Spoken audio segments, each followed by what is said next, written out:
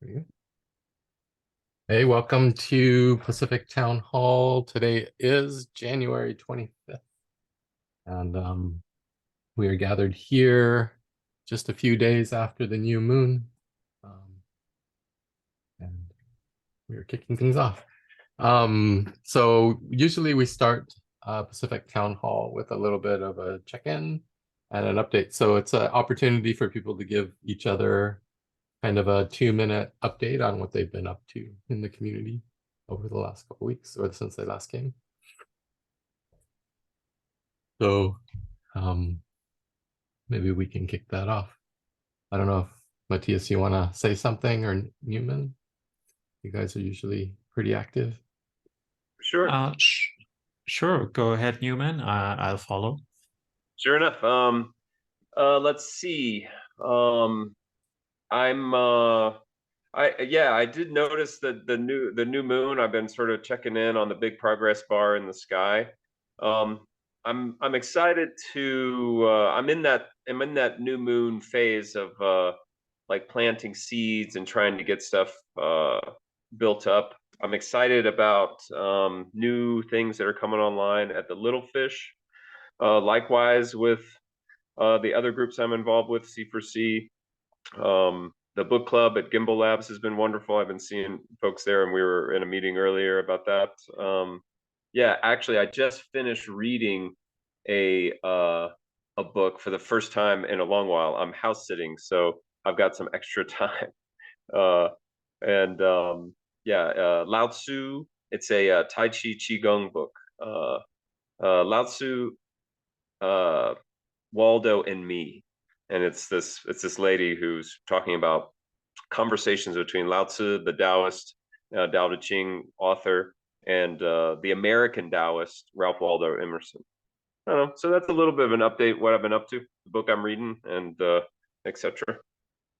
Matthias, what about you? What's going on with you? A comment in the chat on that. Impressive. But yeah, what we've been up to in the Cardano space, with the Cardano builders, we have recently announced a new Ideathon. So this time around, Gimbal Labs has agreed that they'll send us some gimbals. We had a first Ideathon last year that was where we received a Project Catalyst grant. So that was a good success, and we just wanted to follow that up with a second Ideathon. Victor Corsino was his idea, and because it's a nice community. So that is a little bit separate from Loxe, right? But a lot of the same people that also do are influential in our company, are also in the Cardano builder space. So that's happening.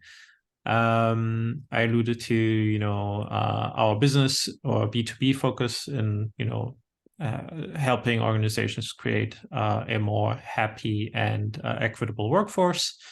So we're making slow progress on that.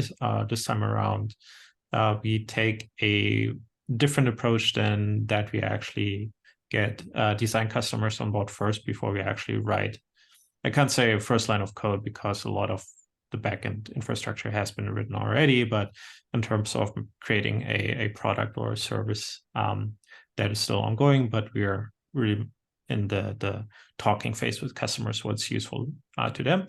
And it's very, very nice. The last thing I'll say about that, because I don't want to ramble and take too much space, but we hear all the mass layoffs in tech and all that, and which seems to be very cold. I'm actually reading right now the book Software Engineering at Google, which was actually published in 2020. And Google, for example, for many has been, they take care of their employees and whatnot, and of course, recent layoffs has also affected Google or Googlers, former Googlers, Xooglers now. And we contrast that, or I guess the contrast is there by, talking to companies that still, with the recession fears, do care deeply about their employees, because that is, to use the slightly dehumanizing term, most valuable asset, right? And they just want to do the right thing. So I'm very hopeful that despite all of this, we have this conversation. So, and hopefully in maybe not next time, but in the next month's Pacific Town Hall later in the month, maybe I'll have a more interesting update on that. Very cool. Thanks for sharing that, Matthias. Yeah, thanks. And yeah, looking forward to hear more about that. Brian, you got anything for us?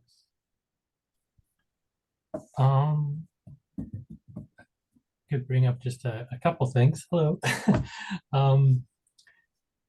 You may have heard this already, but Salmon Pool was dealing with some excitement on Monday that, well, it wasn't our issue. It was all of Cardano's issue. Apparently on Sunday morning, an event happened on the blockchain that caused 50% of the SPOs to get knocked off the network. And we didn't realize that we were among those 50% until the following day.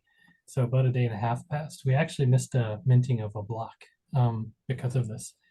And we had to restart the node. So it wasn't a huge deal, but it was interesting that this occurred. And I don't know too much about the details, but I imagine IOHK is certainly doing an investigation, and hopefully they'll tell us more when they learn more.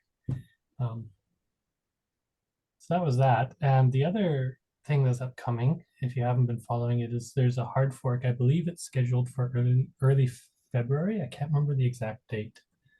And that will herald in the new era of something. Nori probably knows better than me what the new features are being turned on. All I know is it's 1.35.4, and it's Dazzle 8.0 is what the block should say. Yeah. Right. Yeah. I think that's all I've got. I'll comment briefly on that. It's so interesting, again, the versioning that is so insane, right? Because you have a hard fork, right? And you have like a minor version update, like 135.3. Well, if you're still going to be that in early February, sorry, buddy, but 135.4, you're good. At the same time, we have like Pluto's version 1, I talked about it in length, and we have Pluto's version 0.2 and all of that stuff. It's like, it's like there's no rhyme or reason with these versioning numbers. It's a little insane. So yeah. They used to mean something. Yeah. If I could add something to that. In my experience, the semantic versioning is a nice idea where the numbers mean something, but every project I've been exposed to, if it's sufficiently long-lived, it eventually falls by the wayside for one reason or another. Linux kernel, this happened. If you look at Python right now, 3.6 or 3.6, 3.7, 3.8, 3.9, 3.10. These are all very different versions. They're breaking compatibility with packages. So I'm an advocate for just give us a build number. Just give us a monotonically increasing number. That's all we need to know.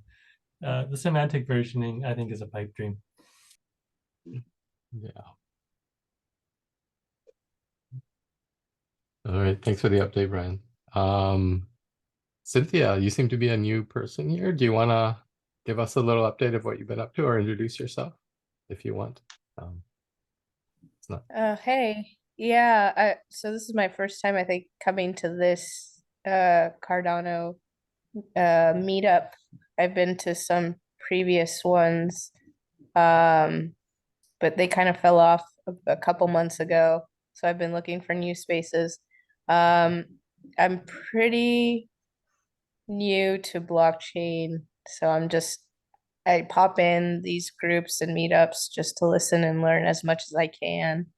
I come from like medicine background and do product development in that, but I'm really interested in blockchain, and I just get really excited to learn about it and hear about everyone's projects. Amazing. Thanks for joining us. What part of the world are you calling in from? I'm from California. Yay.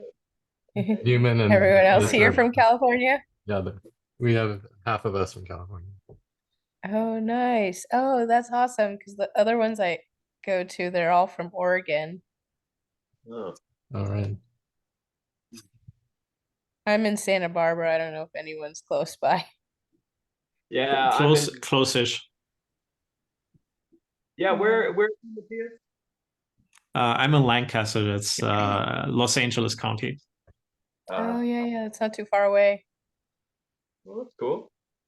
I'm in NorCal. I'm in Lake County, wine country, a little north, between Mendo and up there. Nice. Nice. I miss California. I used to live in Santa Cruz. I worked at Borland Software Oh, yeah, it's Corporation. beautiful. Yeah. That was You worked at Borland? I did. I Wait had a no minute. idea. That was my System first out- IDE. Come on. You worked at Borland? I did. I worked on the JBuilder IDE back in the day. What? Why am I just finding this stuff out now? That just seems like a big failure in something that it, unless it's by design, because that is kind of cool to hold that under, Okay, I get it. Yeah. All right. Yeah, welcome, Cynthia. We meet every 2 weeks here in this space at 6 p.m. Pacific.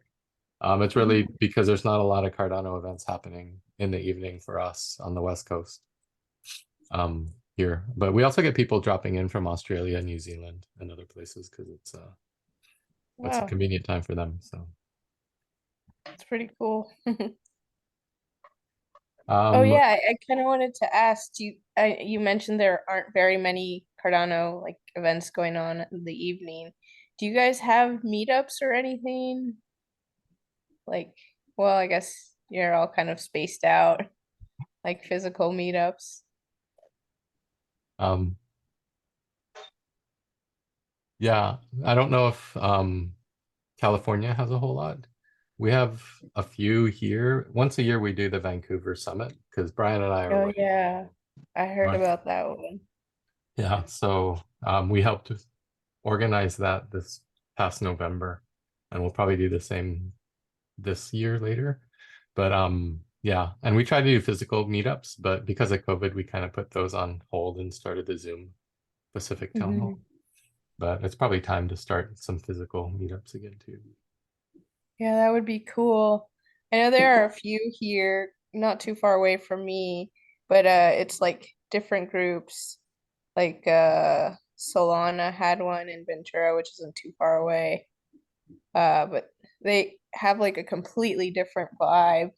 So I really like the Cardano people. You guys are very nice and down to earth and Yeah, level-headed. that was definitely true. I mean, we can explore hosting something certainly, right? Just like in Vancouver, Los Angeles, there's also the Cardano Summit. Oh. And we had it in West Hollywood, so that's an option. There's plenty of other online meetups. So I host one every Monday morning. I put the link in the chat. But Oh, yeah, sweet. maybe we can explore some in-person meetups. That would be interesting. Yeah, those are always fun. I went to the LA Blockchain Summit in November. That one was really socially draining. They had Yes, I was speaker there as after well. speaker. Yeah. Oh, you were? Yeah. Yeah, that's actually where I met Andrew Westberg in person and his people from Newman. They built what do you say, kind of like a revenue share, a music platform kind of thing on Cardano. Oh, I think I So spoke with him. yeah. So they're just like Brian, Andrew Westberg is a force in the stake pool operator community in Cardano as well. So but yeah, it was a very different vibe than other events that I've been to, even other blockchain expos. So I totally get what you mean. It was very draining. There were a lot of recruiters. I would try to go to the bathroom just to get away from everyone, and there were recruiters in there. And I was just like, oh my God. Wow. Recruiters, like like what were they recruiting for? There was just a bunch of startups there. Everyone just wanted you to work for them. It was very socially draining. Wow. Uh, yeah, I've had my fair share of like new emerging industries, and so I know a lot of startups. Like, you have to be careful because you can get stuck into one, and then at least in some of the industries for product development I've worked for like months at a time and never got paid. So you have to be careful. Yeah. Yeah, Yeah. definitely. From my side, quick updates. Let's see. Cardano for Climate. We've fired up again in 2023. We're focusing a lot on goal setting right now. And there was a lot of video footage taken for the impact space at the Cardano Summit. So we're working with a gentleman named Peter to produce a set of 13 videos of the different groups that presented at the summit in the impact space. So we'll be publishing that soon. Yeah, and thanks. Cardano for Climate meets every Wednesday at 9 a.m. Pacific Standard Time. And that's a group that if you want to get involved with people that are looking at projects that have social or environmental impact, that group is kind of the center of some of that stuff going on. The other group I'm working with is the Governance Guild, and we are creating a project-based learning system to go over various aspects of decentralized governance. So we're creating some course materials and stuff around that to help the community. We were funded in Fund 9 to put that together. So we're doing a bit on decision-making, code of conduct, and we have a few other things coming. So we hope to eventually have a whole set of governance courses that we can make available. And That's awesome. What's the name of that again? it's the Governance Guild. Governance Guild. And we closely work with one of the people involved with like the Facilitators Collective. Her name's Vanessa, and she's doing some of our content. And I know Newman's part of the Facilitators Collective, so we're hoping maybe in the future we can do something together and continue this work, because I think it's meeting facilitation, taking notes, decision making, all that kind of stuff is super important in decentralized communities. Teaching each other how to do that better is a worthy goal. So that's kind of one of the things we're working on right. It's awesome. I'm flabbergasted why I'm not part of this. What have I done wrong to not be part of this? Because, you know, obviously there is overlap. So where can I find out more? Is there a Discord? Is there a website? Is there We're just getting started, so there's none of the above. But that's a good point. We should probably start opening the doors there, because I'm sure there's so many people are interested in contributing to that. Right.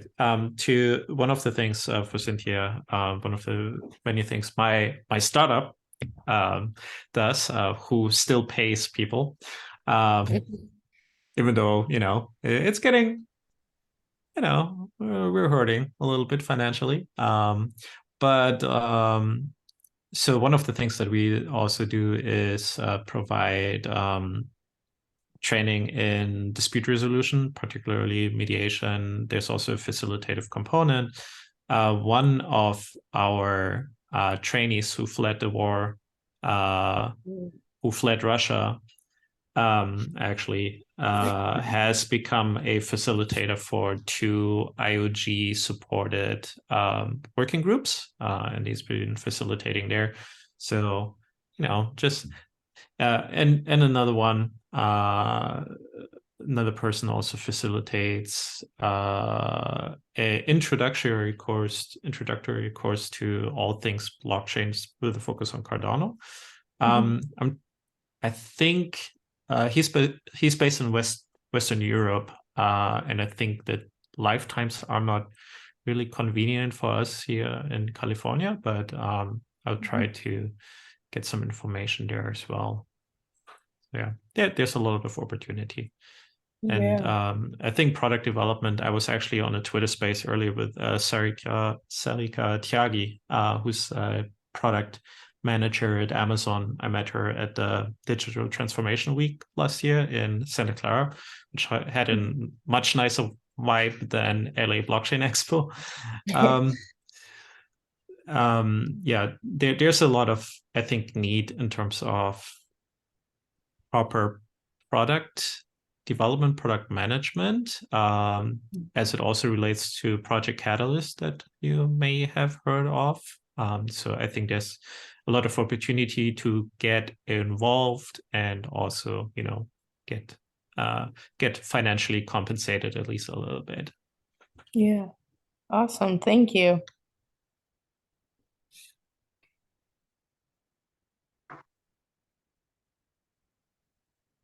All right, Newman, do you want to talk a little bit about Littlefish? I do. You're not too busy making dinner? No, I do. I do want to talk about Littlefish. I don't. Well, so like the beginning, or well, like if you could maybe introduce Littlefish, maybe, and then we can talk about like their product arc. Yeah. So I guess you'd start with Project Catalyst, and then that they were, I think they were unfunded for one round. So Jim and Shakan, and I don't know how all the group formed, but I think around, well, it was funded. I don't know which funds they were funded, but they're going on about a year, as an entity, and the idea being a reorganization of work and like a bounty system. Yeah, there's a link tree. And then they had a product. I'm a little fish.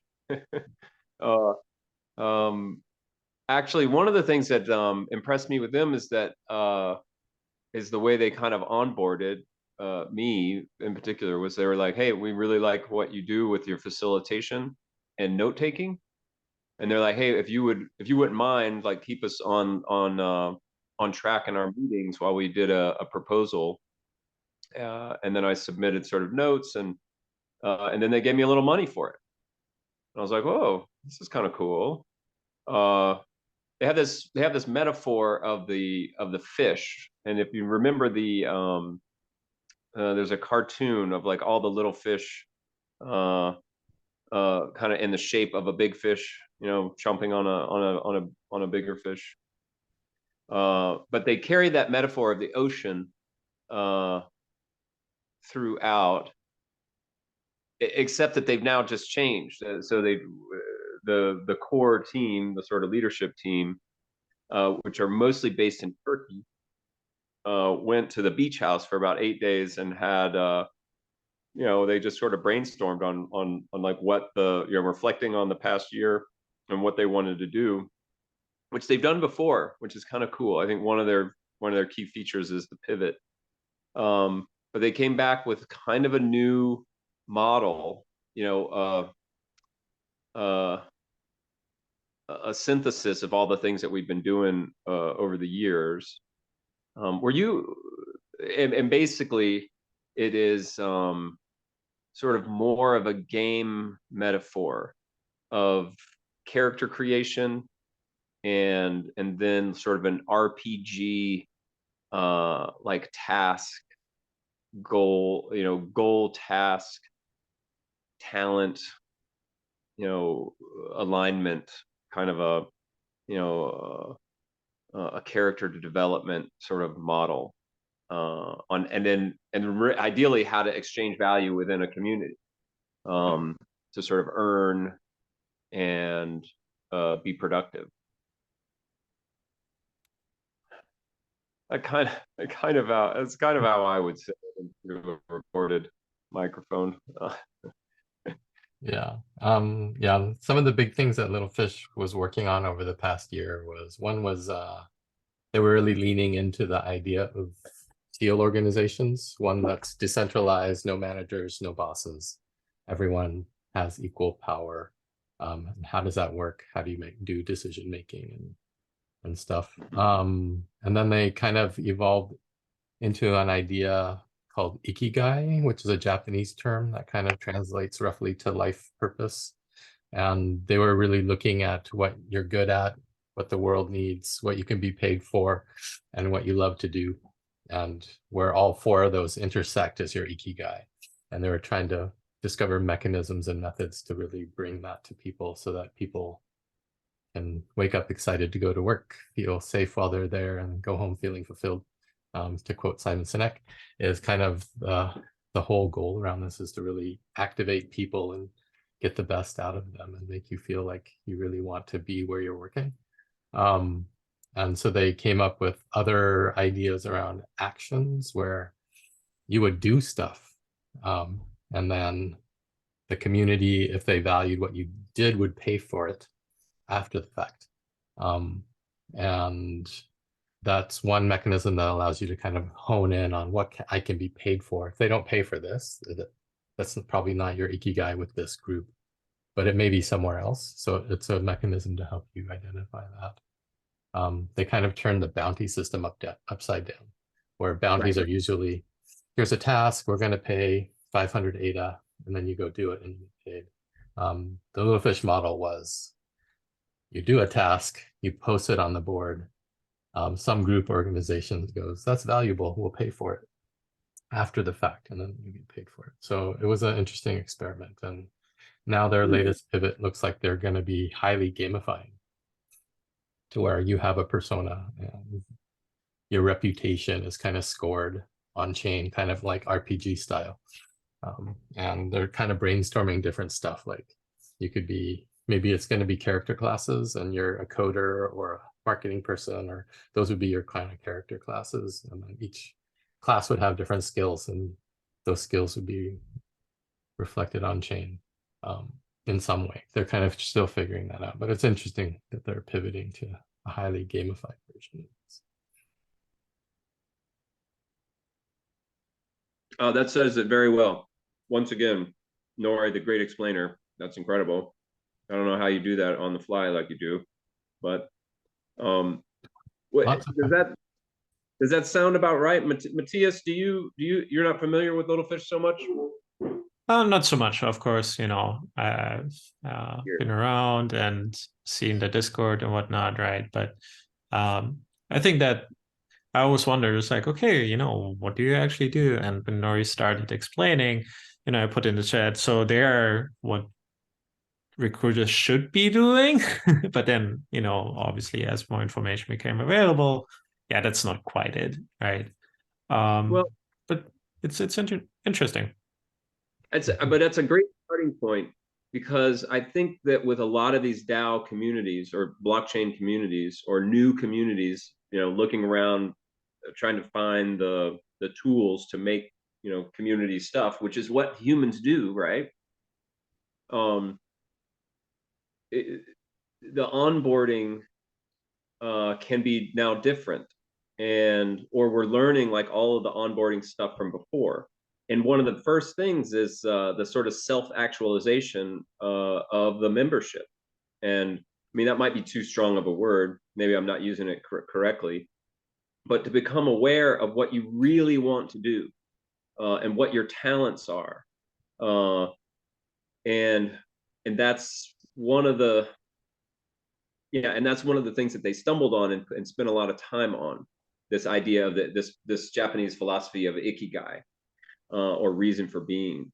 And they were we pivoted from individual ikigai, like members going into a community, that we're also the individual communities needed an ikigai. So we went around and we did Gimbal Labs and C4C, and then we did each of the organizational units in the Littlefish, went through this process of discovering, what we love, what we can be, paid for, what the world needs, and the other one, what you're good at.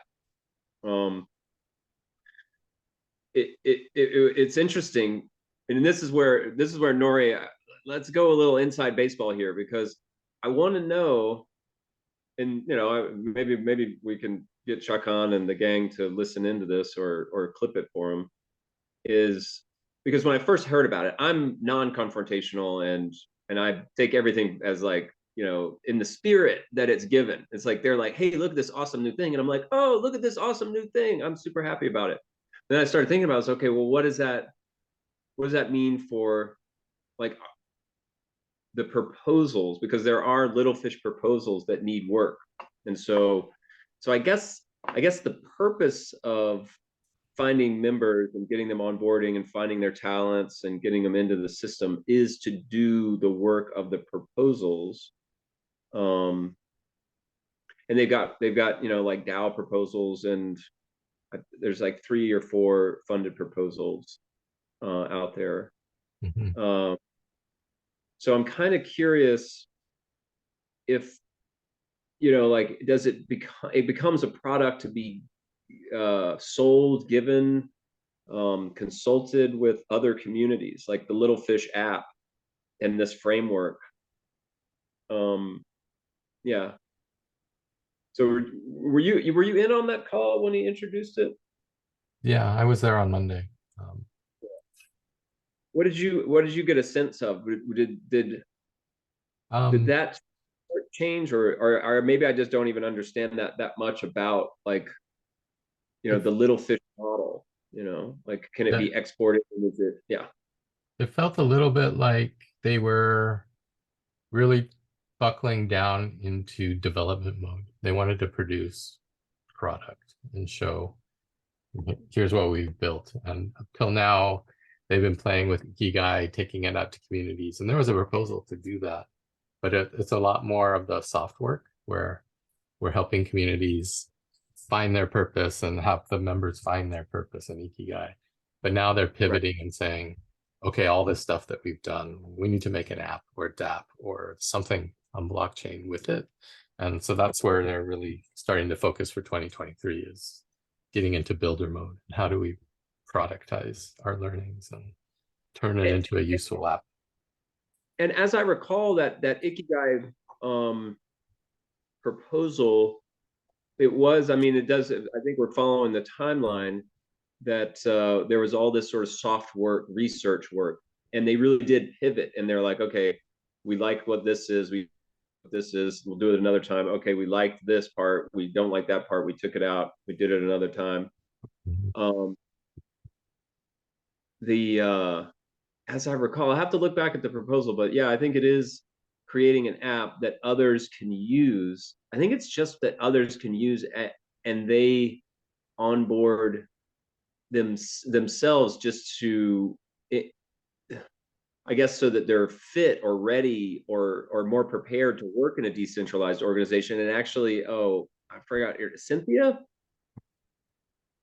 or Gab. Yeah, sorry, I muted myself. Okay, yeah, Yes. Cynthia.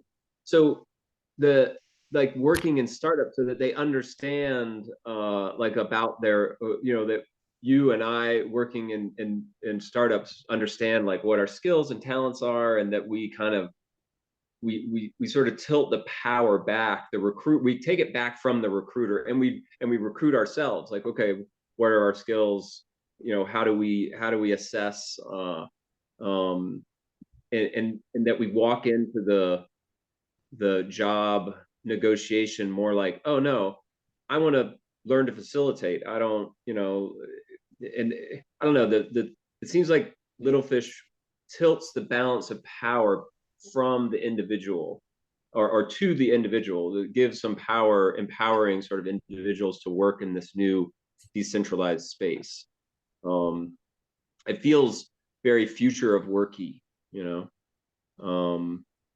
that you really have first and foremost in your mind your own objectives and goals, and then look at what the community or the other things need and sort of try to get alignment. Whereas mostly it's just you read the job description, see what they need, and then figure out how you fit into their mold. And this, we flip it around. We're like, no, I have a mold. I'm a full grown man. And then and then we go from there. Otherwise you get into this sort of like, you get into a lot of like interesting social dynamics of like everybody working on crappy jobs, like not doing really what they came here to do in a super, in a more psychological, because I think that adds to like this mental health crisis, because everybody's just like, this sucks. Yeah, that's exactly, yeah. I think that's an awesome way to go about, I guess, a different type of recruitment and give power back to us, and let us have a bigger say in the direction of where our position would go or how we would contribute. Right. That's something I've kind of struggled with. Like I mentioned, I come from like medicine background, so I applied to medical school. I did my rotations, and just what I saw in the hospital did not align with my moral compass. So yeah, one of the hardest things I had to do was just walk out after everything I put in. Like I started really early because I knew I wanted to help people. Probably I was like 6 or 7. And then all my jobs, like as an early young teenager, were just shadowing doctors. And so everyone, like coming out to everyone and saying, hey, this is not what I want to do, was probably one of the hardest things I've ever had to do. And then that's something I've kind of like struggled with, finding a job that I feel like is serving my purpose, instead of just doing what my family expects or my friend expects of me, like just some corporate job where you'll do really well. Cynthia, thank you for saying that, because that is, I think that is exactly, and I think, the other Littlefish would be proud of us for like explaining it in such a way that was what you took from it, because that's exactly what they're talking about. And I also have, medical friends that are just like, what in the world? Like, and then they go numb, they either like bounce out or they sort of like go numb. And then it's just, it seems inevitable to get to where we are now with those type of systems in place, where you don't feel at all to change it. Or you have to have like Herculean, you have to become like a real activist. And I love activism. I love doing it, but I'm much more evolutionary, like I'm much more like, I just do my thing, and then stuff happens after that. Like it's, like trying to fight against something is really tough. Really tough. It's draining. Yeah, I did activism for many years. It's draining. Yeah.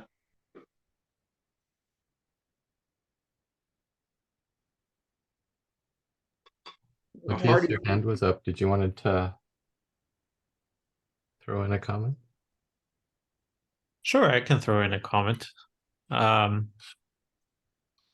Yeah, the discussion on purpose is very interesting, because we had a similar discussion today as well in the Emergent Strategy Book Club, right? Tavo pointed out that he mentioned, if I hope I don't misquote him, but there's a link, there's a public recording. I took it as, to him, there's 2 types of people: one that are very purpose driven and aware of their purpose, and other people are just getting by. I would see, what Littlefish is trying to do, and overall the philosophy is Ikigai, raising the awareness that, there is a way, where you can lead a more meaningful, happier, whatever adjectives you want to use, better life. And we help you accomplish that. So that is something that's very near and dear to my heart. I would, since Nori mentioned that he observed that, the Littlefish guys, are there Littlefish gals in there as well, by the way? Yeah. Yeah. I'm okay with guys as a gender neutral. Yeah, me too. But yeah, okay. I'll have to also explore more gender neutral verbiage. But I'm wondering who are the stakeholders, and I would make the assumption in a project like this, the actual development of whatever process software, of course, there's a Cardano component, so there's software to be written. Is that all open sourced? Is it very inclusive? Are the stakeholders constantly consulted? Because my understanding is like, it's essentially for everyone, right? And that's really, really hard. So who are the stakeholders right now? For Littlefish? Yes, for Littlefish. Stakeholders are the Littlefish. So Am I a little fish? What about the whales? can I'm not be. a whale, but okay. I just put a link into a part of their white paper, which is they talk a little bit about their purpose and why, and they're really working towards decentralized civilization. Just reading the headers, it starts within the individual, self-actualization through community. The worst condition determines the outcome. Creating common knowledge, permissionless innovation, unity in design, the importance of art. So they are really not just about like blockchain and smart contracts and rules, but they're really looking at the human side of things, activating people. I like the thing about the self-actualization through community. So they're really looking at how do we build community as a means for people to fully develop themselves. I think it's a really beautiful mission. Yeah, that is a very tricky one. Obviously, group identification. You mentioned code of conduct in the facilitation group and all that. So Littlefish is a DAO, but there are certainly central figures in the community who kind of essentially, the way I understand it is like a couple of people go to a beach house and then it, spread the sermon, like, like this is what we have decided. Now do it.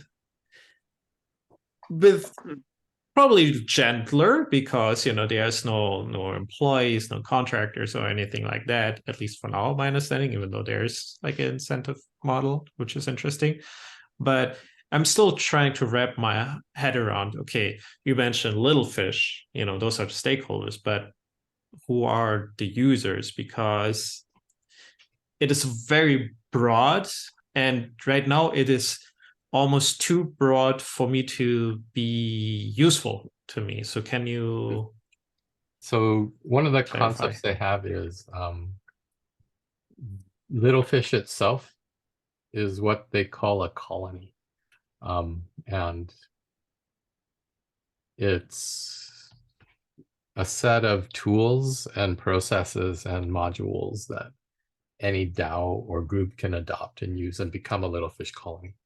And then you're part of the network that can trade actions and pay for inter-colony stuff as well as within the colony. But I think their vision is anybody can push a button, type in the name of a group, hit go, and it'll form the framework to run your own group.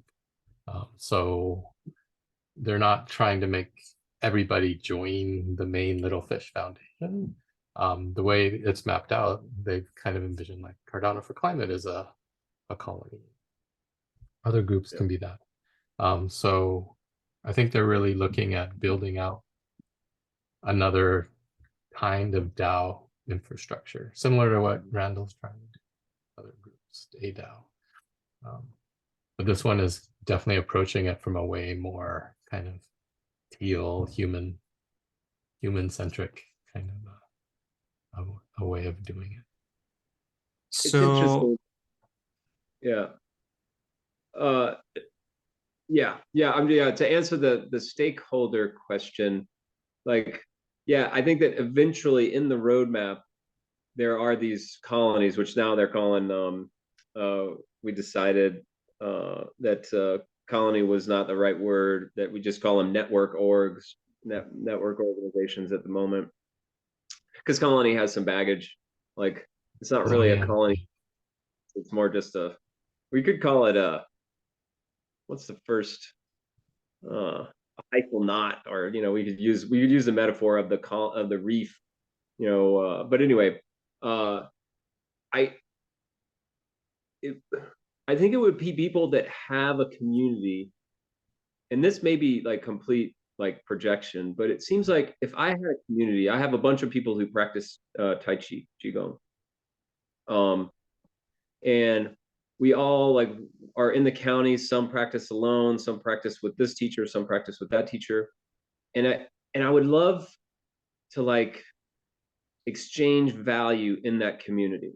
Now, I could just pay, and I pay my teacher, pretty cheap. A lot of times he takes trade and barter, um, but it would be cool. Like, I wanted to do something, like I wanted to facilitate a class, or I wanted to build a module, or I had some like do a book club, or some other value adding to the thing, or set up them, because these teachers, oh my God, they're so incredible. Been doing this work and can just drop into like the meditative, like give you all the prompts type of stuff on demand. And I'm like, man, these guys should be recorded. But and then the place that we practice it is incredible. It's in this church right behind this stained glass where like birds come through, and it's just like really, really incredible. So like, there's all types of artwork and things that the community actually needs, if there was a way for the community to sort of like say what they needed. I guess that's the self-actualized community. But what I see is that those folks, so now you've got this picture of a community that, there's people, and there's teachers, and there's students, and there's people with ideas. And I imagine that in the future that they would either log on to the Littlefish, app, or install the package on their own server and spin it up.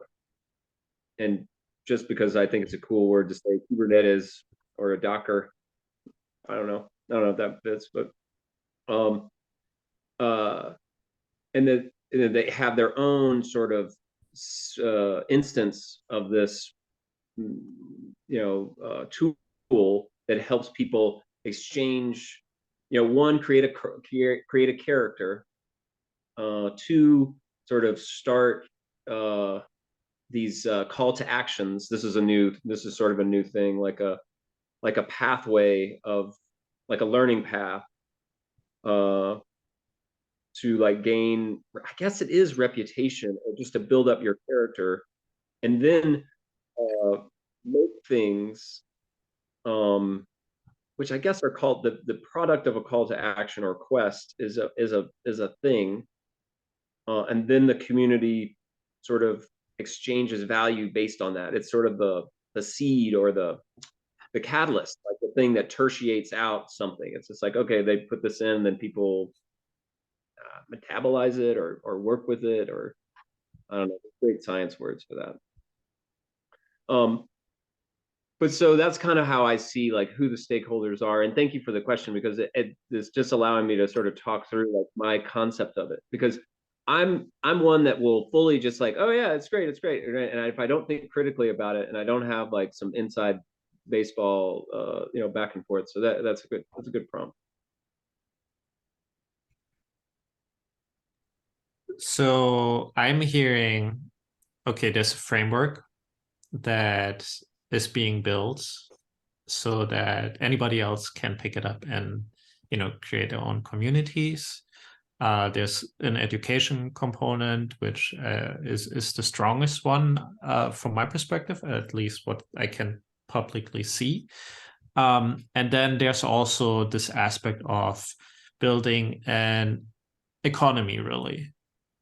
Is that accurate? I think so. Okay. I think such that's non-extractive, that doesn't have a boss, that it sort of flips on its head, just like D work is kind of boss heavy.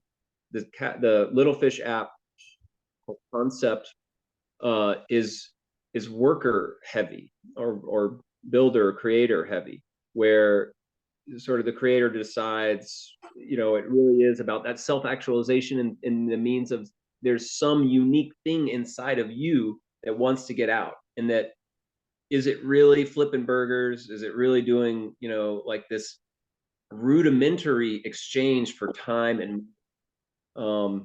which, I mean, if we look at it, it's just not been like the greatest sort of thing. Although, I mean, it's worked.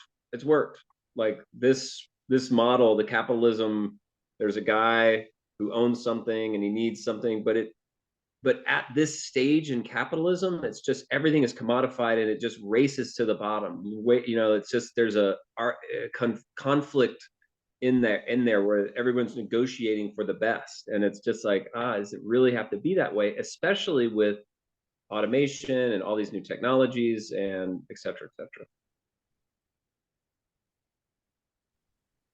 Right. So I think in all of this, all these kind of discussions like, around, okay, you know, what building new economies that are often, what I'm hearing here, also very local, right?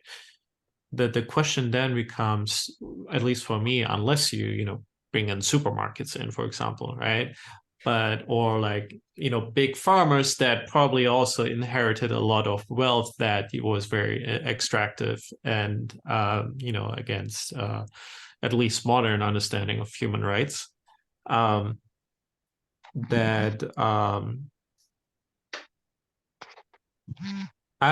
just, I mean, it sounds great, right? But I look around, for example, right? I just told my wife, right? We live in Lancaster, California, right? It's a suburb. It's an American suburb. There's not a lot to do.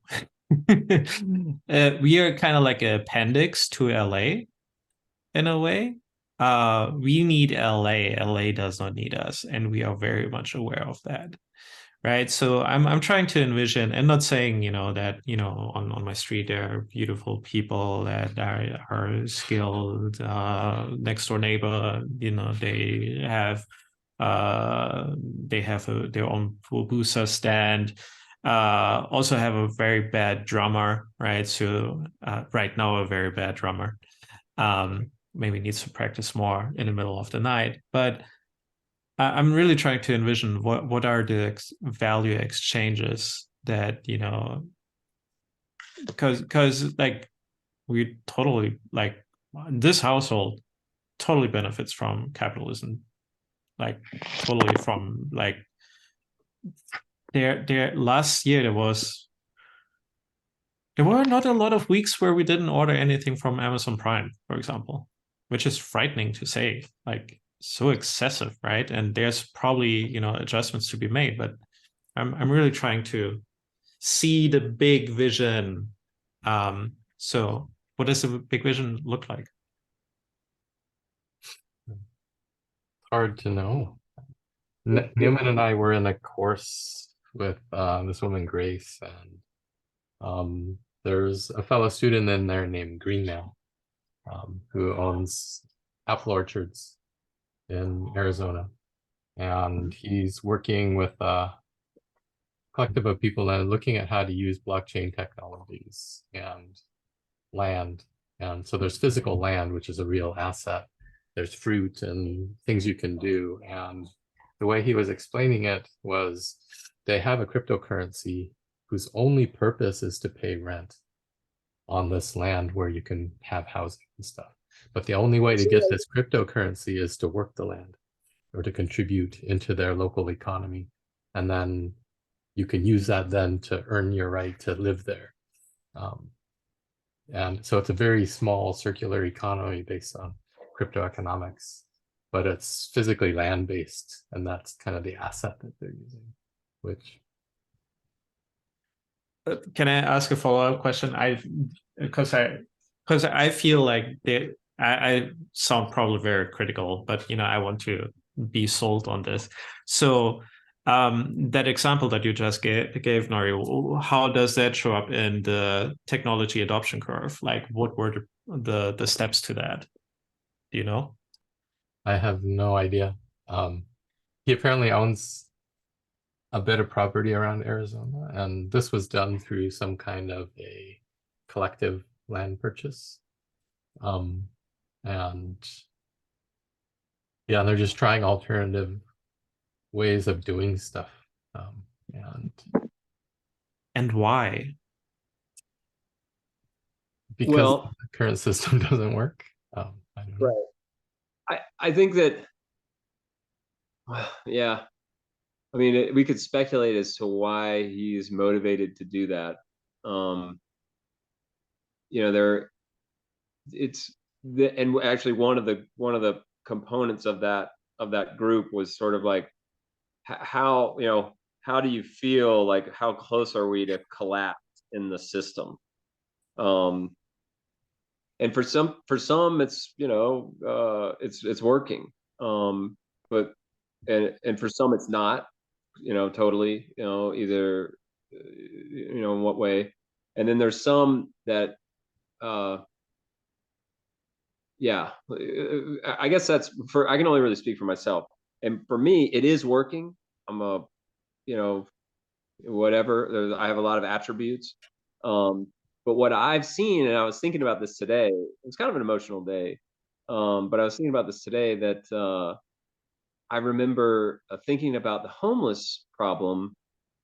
At my school, we went to a soup kitchen, and it's really strange. But long story short is that I was very empathic for the homeless situation, as like a fifth grader, and nobody around me knew kind of, and then of course, I just, I had my tantrum, when I wrote a report, very sarcastic, very fifth gradery, about, how horrible. And I just come from Germany. I'd lived in Europe, and so I was, I probably knew some words that I probably shouldn't have.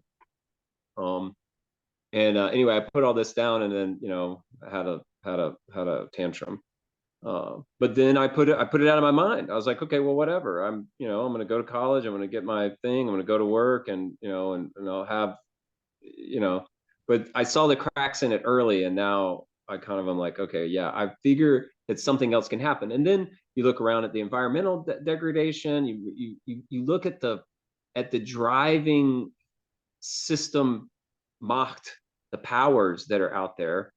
Not just some evil man, not the Wizard of Oz pulling the thing, but the metaphorical something that's in us as a collective of humans, that's just grabbing everything out of the commons, anything, all of the energy, all of the reserves, all of the things that took so much time, all the stocks that took so much time to build up, we're just racing through. And why are we racing through it? For pretty much bullshit, and what's the thing about, to impress people that we don't like, about, because of this weird structure, these social structures, which may, and I'm not to say that it's bad or wrong, it may have worked before, but the landscape has changed. So what I see the Green Man in Arizona doing, is reacting to his environment, and whether he's insane or whether he's genius, that remains to be seen. But the fact is that he's reacting in some way with agency to his environment, and I feel that is absolutely paramount to getting us through this, next phase of our, collective life on the planet.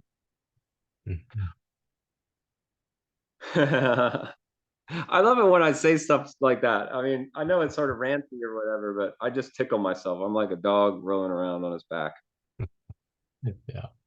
And I loved how he described some stuff like he has a fruit orchard, and he said, yeah, we created this NFTs because fruit might be $8 a bushel this year, but it may be double next year. And if you want your fruit at $8, you can buy this NFT from me this year.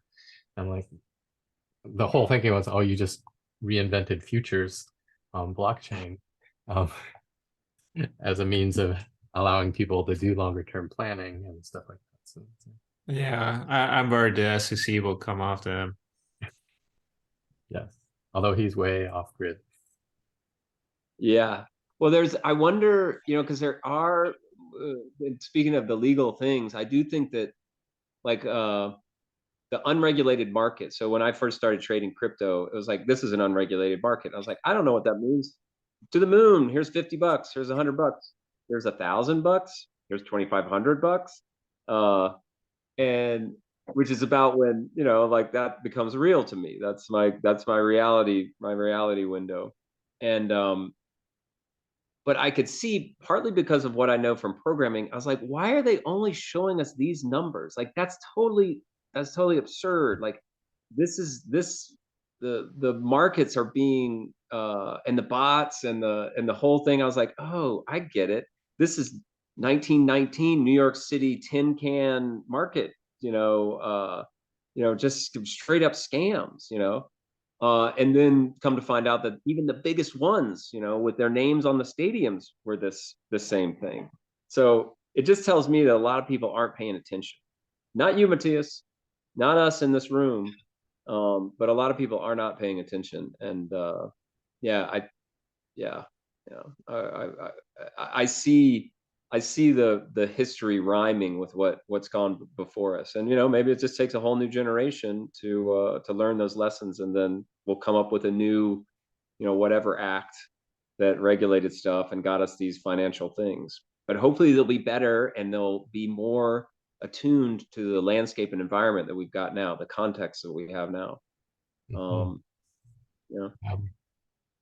And related to cryptocurrency and community and physical land, I was wanted to throw an idea past you guys. I'm sure by now you've heard of the Network State book by Balaji. I thought since we have 2 weeks before the next meeting, maybe it'd be an interesting topic to discuss that. The link there has a link to the full book, but there's also the network state in one sentence, one image, 1,000 words, and one essay. So you can pick your poison and dive in for 5 minutes, 10 minutes, or a few hours.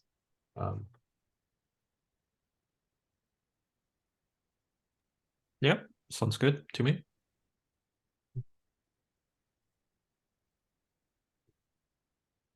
And maybe at the end of it, if anyone's interested in launching a miniature network state, maybe we can do an experiment in some way.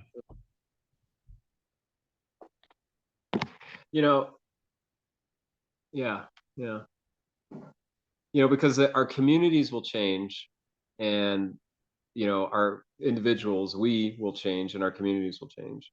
The context will change. The environment, landscapes, structures, institutions. I really think in this time, and I am one of those that believe it's in collapse. I guess that's what I'm sort of like getting to. But it's like the individual. Although I guess Americans have been individual, and there's that West. I don't. Matthias, where I noticed an accent. Where are you from? Are you Germany? Are you? I mean, do you feel? Like, is that? I guess the German culture, or Germans are sort of have this individualistic thing, or maybe less so than the Americans. It is, I would say, right in the middle on the scale of individualistic and collectivism, because it is a true social democracy, and people, Angela Merkel, been, refugee, a former chancellor of way too many years. She got all the credit for opening up the borders to take in more refugees. That was actually initiated by public demonstrations by the people. So there is the bigger sense, and I also see myself first and foremost as European before my German citizenship comes into play.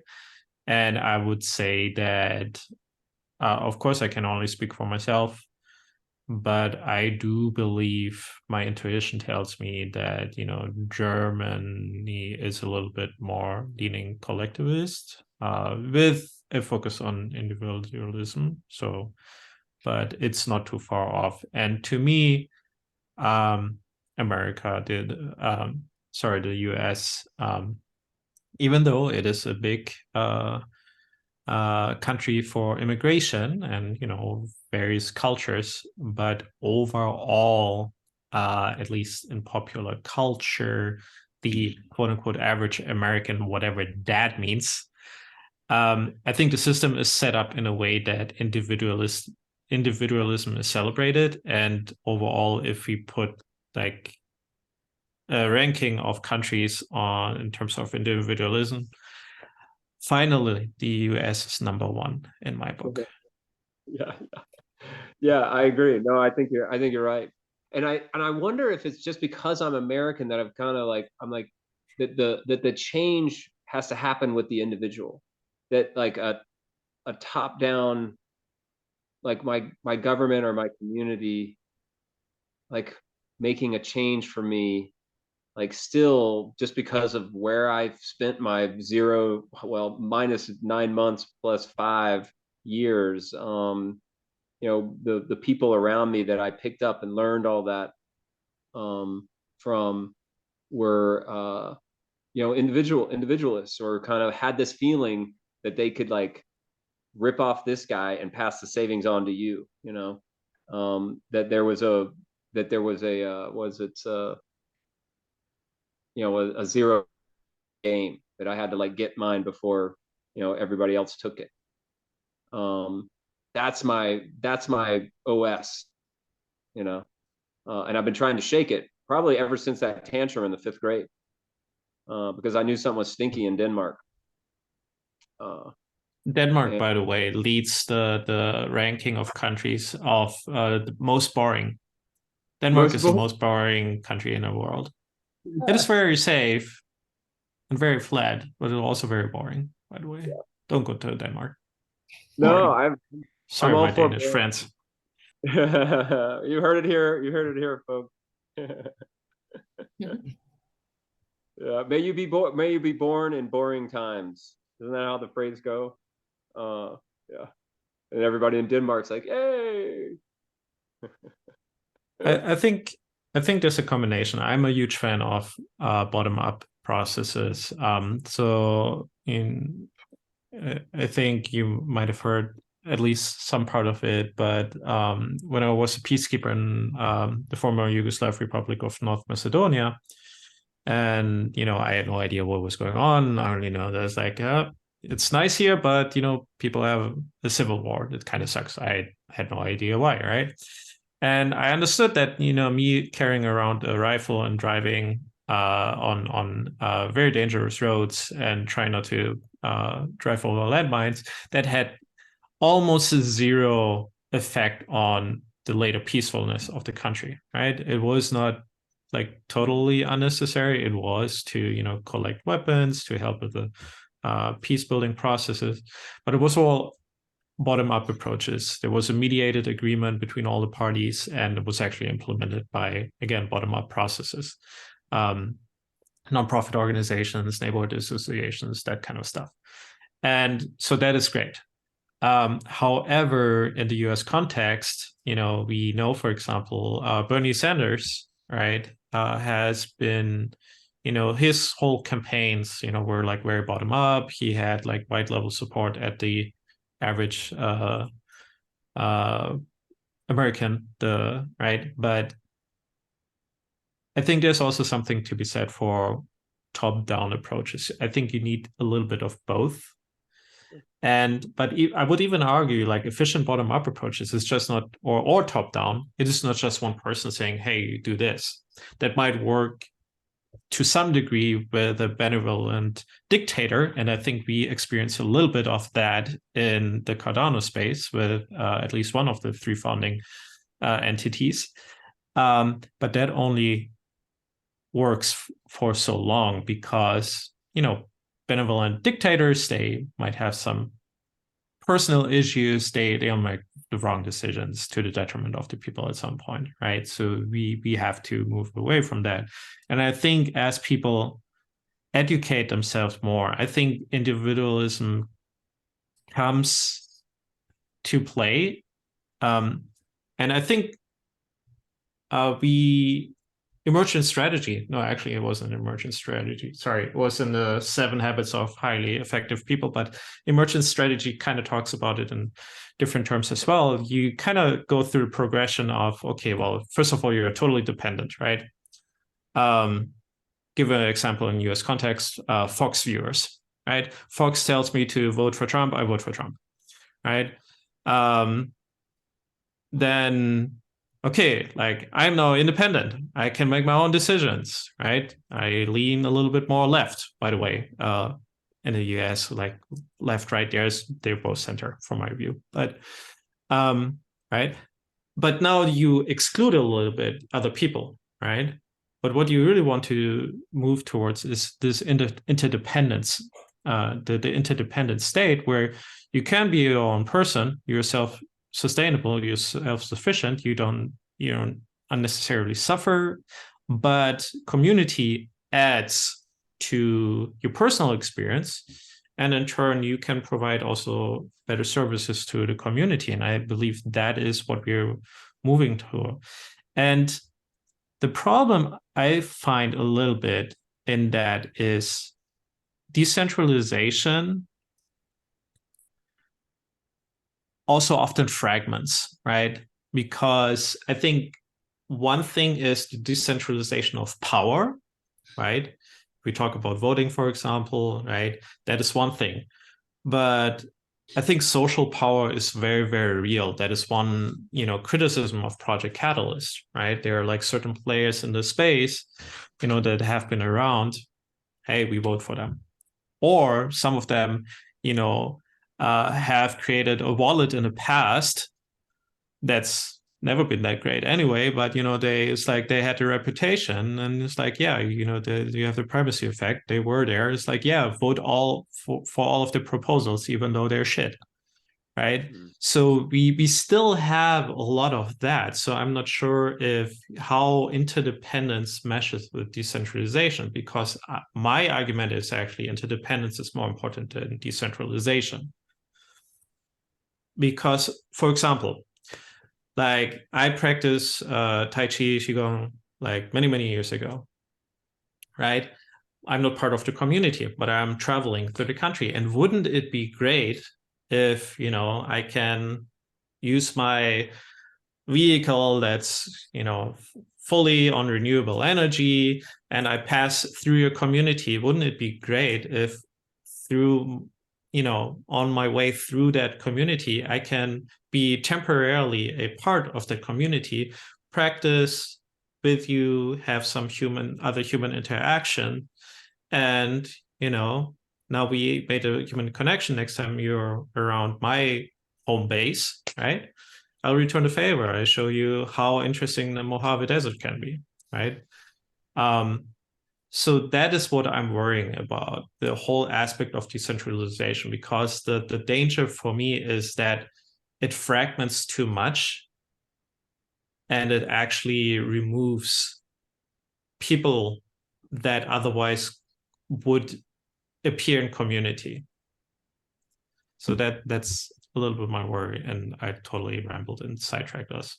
Yeah. You're welcome. It's a good ramble, though. It's a good ramble, though. That was great. That was great. And some of that makes me really think about like the network state a bit. I don't know if anybody's read the book Snow Crash by Neil Stephenson. And one of the topics in there is there are these things, he had network states in there, and one was called something like Lucky Fong's fast food franchise, but it was a nation state, and you could apply for citizenship to this fast food chain because they own little plots of land all around the world. And they were essentially embassies of this nation. And the story has this courier who was being chased by these guys, and he was flipping through all of his assets and says, oh yeah, I'm a citizen of this franchise, and he ducked into there, and then they couldn't follow because it had guard dogs and it was protecting its citizens. And that kind of, it's a fictional story, but it made me think about like if you had a membership to a fitness group, which was a network state, and then you drove your Tesla across the country, you could stop at the different embassies or parts of that nation and partake of the charging facilities, or you'd have a room for the night, or you can practice with that community. And that might be a way that these kind of things start to expand and interconnect and mesh, but it kind of brings the network state concept, brings that decentralization back together to have a cohesive reason to come back rather than being a rugged individualist. So yeah, I think yeah, you kind of convinced me. I think it's more a UX problem. Actually, yeah, it's good. I mean, you know, and I love science fiction for actually just that thing, because then immediately I'm just like, oh yeah, you know, like you get the spy thrillers where James Bond like sneaks in and he finally makes it to the embassy, or you know, there's this big, you know, stuff. Um, I I mean, these communities are together. There are networks, and with this new and not just Web3, but the whole internet, the whole sort of technology stack up to here, like we can do other things. And I hate to be foundational about it. You know, that it is about how, for instance, in this example of like driving cross country, you know, that you would, if you just are a membership like at KOA, or you're a member of a, you know, you've got a gas card and you get like a little discount, or you may get something, or at hotels, if you're a special member of the hotel, then you get some cookies or some gifts or something, or you get like upgraded or whatever. But it could be more than that. Like it could, with, you know, with a better identification system. So maybe that has an issue of privacy, you know, so, you know, maybe there's a better way to do that with privacy. Maybe there's a better, like a more inclusive way to do it. Maybe it's more transparent. You know, these are all the things that Cardano talks about as far as like, and I love when Charles Hoskinson was like, it's like, if we want to look everyone in the eye and tell them that we're doing it in a better way, you know, then like we need to get there. You know, we need to be able to be honest with ourselves and say we're building something better than the existing things that are around. And you know, and I guess that's where I'm at personally. Like I'm like, okay, like show me the money, not literally, but like show me the value. Let me see. Like I want to join a DAO, or I want to go to an app and sign in with my Cardano wallet, and you know, and interact. Like I want to see some emergent emergent qualities from very simple things that I do. I want to work in community that because of Cardano, or because of really any of the tech stack, like builds something in a better way and makes a better product. You know, I want to, yeah, like those are some like objectives that I'm thinking of. And in the last year, I kind of like fell into like, okay, it is nice to sort of talk with these and meet people and stuff, but yeah, I maybe the whole Littlefish vibe of this, like, yeah, we need to like build some stuff out, like get into that creative zone. I do think that I fell into sort of like followership a little more than was necessary, and really like needing to like set out and to start building some of the things out. Lately, my ideas have been learning based. So like, oh, that could be a class, instead of like that's a blog post or that's an app. I'm like, oh, right, it's like education, and like a class on Nori from, I think I got a couple of notes from the last Grace course. Like they're like 8 facets of decentralized leadership, or actually, Matthias, I'd love to do a class on the three treasures of Taoism: love, don't be first, and don't overextend. Like they come up with three things, and so it would be cool to just do a facilitation of a course, maybe decentralized, maybe based on with some token gating, or maybe an NFT badge, some Web3 special sauce on it. But I'm those are the ideas that are sort of bubbling up for me now. It's like, okay, like facilitating education, documentation, yeah, those are the new goals, and then building stuff like actions, things, a community of action. Mhm. A lot of those resonate for me as well. Like, I love the educational aspect. I like the idea of building out courses on different things. I think we should brainstorm for Fun 10 some possible things around that. Definitely. No. I already talked to Victor because we had mediation course, the Dorper certified, right? We had good interest, more than I thought. And we had a couple of people participated in all of the sessions, so they got the Dorper certificate, which was challenging because the Cardano Summit was in the middle of all of that. So yeah, we're gonna have a Fun 10 course as well, but this time around we are going to structure it in a way that there's essentially async modules, combination of video and text, and then the actual synchronous sessions will be more practice mediations, discussions, a lot of very fun exercises that we've done.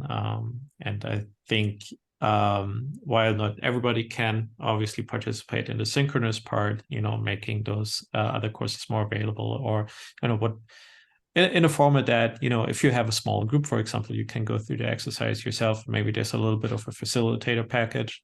And I think all of these would be great. Knowledge sharing is something that I think the Cardano community overall needs to improve on, because there's pockets, and you'll find the information if you know where to look for it, right? I learned all of my SPO stuff from Brian and Nari and Jeremy, right?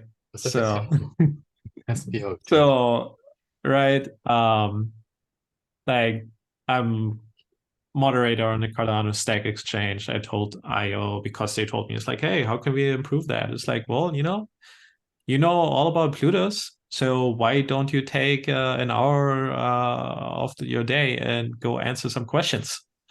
Not such a thing. So that platform is not dead, but and of course their IoT Discord. But yeah, knowledge sharing, that is so difficult, and I'm glad James is part of the conversation as a former math teacher, and obviously they have their courses on Canvas, and yeah, it's fun. I think we have a lot of educators in the community and purpose-driven people. Newman, one thing that you said, right? It's thanks to Cardano that we're all here, and I think you are right?